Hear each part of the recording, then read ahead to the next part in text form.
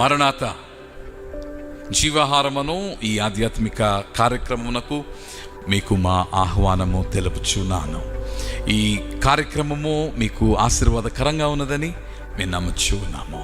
The distinctiveness that the God of the Bible carries in comparison to the gods of the world is the God of the Bible is a living God and a God who hears us and a God who sees us. Bible గ్రంథములో మనము కొలుచుచున్న దేవుడు, ఆరాధించుచున్న దేవుడు, విశ్వసించుచున్న దేవుడు లోకములో ఉన్న దేవుళ్ళతో పోల్చబడినప్పుడు Bible గ్రంథంలో ఉన్న దేవుడు కలిగి ఉన్న విశిష్టతలలో ప్రధానమైన విశిష్టత ఏమిటి అనగా ఆయన సజీవుడై ఉన్న దేవుడు. ఈ సజీవుడై ఉన్న దేవుడే ఆలకించు దేవుడు, వినుచున్న దేవుడు, చూచుచున్న దేవుడు, ఉత్తరమిచ్చుచున్న దేవుడు. దేవుని యొక్క వాక్యములో మనం చూచినప్పుడు 91వ కీర్తనలో అతడు నాకు మొర్రపెట్టగా నేను అతనికి ఉత్తరమిచ్చుదనని దేవుడు వాగ్దానము చేస్తూ ఉన్నాడు. ఈరోజు మనము కలిగి ఉన్న ధైర్యము, దేవుని వలన మనము కలిగి ఉన్న ధైర్యమునకు కారణం ఏమిటి అనగా we communicate with the living God. సజీవుడైన దేవునితో మనము సంభాషించచ్చు ఉన్నాము. ఈ సంభాషణ it is not a one-way communication.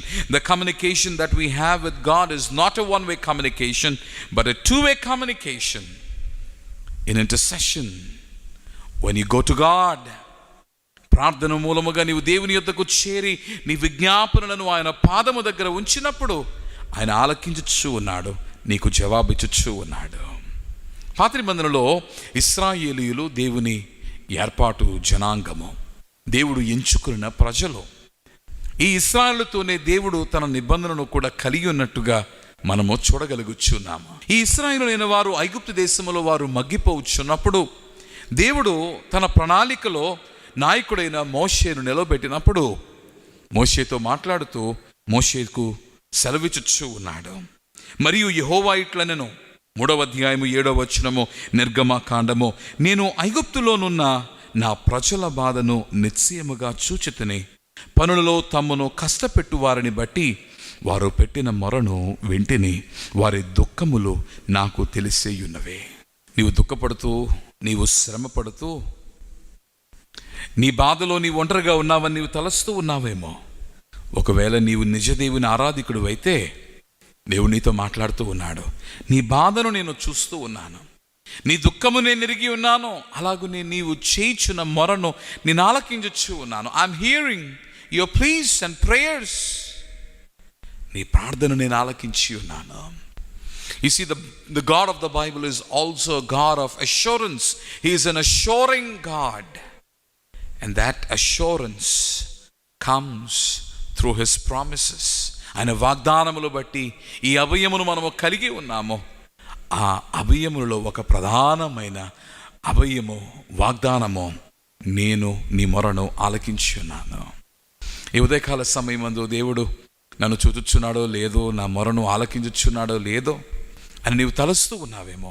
I wanted to assure you that God is hearing your prayers and God is willing to answer your prayers.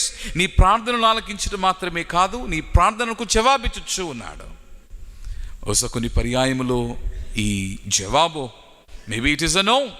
It is not an yes from God, but maybe it is a no. But still He's going to answer you. దేవుడు తప్పక నిశ్చయముగా నీవు చేయు ప్రార్థనను ఆయన ఆలకించడం మాత్రమే కాక జవాబిచ్చువాడై ఉన్నాడు. కనుక చెదిరిపోవద్దు, అధైర్యపడవద్దు. నీ దేవుడు నిన్ను చూచుచున్నాడని, నీ ప్రార్థన ఆలకించుచున్నాడని ధైర్యం తెచ్చుకుని ముందుకు సాగండి. ప్రార్థన చేసుకుందాం. ప్రభువా, నీవు చూచుచున్న దేవుడవు, నీవు నన్ను చూచి ఉన్నావని, నా శ్రమను తండ్రి నీవు చూచి ఉన్నావని, అలాగునే తండ్రి నా గోడును, నా మొరను, నా ప్రార్థనను నీవు ఆలకించున్నావని నమ్ముచున్నాం. అందులో బట్టి ప్రభువా, మేము చేయుచున్న ప్రార్థనకు సైతము నెరవేర్పును మాకు దయచేయము తండ్రి. ఈ దినమందు మమ్ములను ఈ సత్యముతో నింపి ఉన్నాం గనుక మేము ధైర్యము తెచ్చుకొని ప్రభువా, మా ప్రార్థనలకు నెరవేర్పు, మా ప్రార్థనలకు జవాబు దొరుకుచున్నదని మేము విశ్వసించి ధైర్యముగా ఈ దినమును ఎదుర్కొనుటకు మాకు నీ శక్తి సామర్థ్యములు దయచేయము.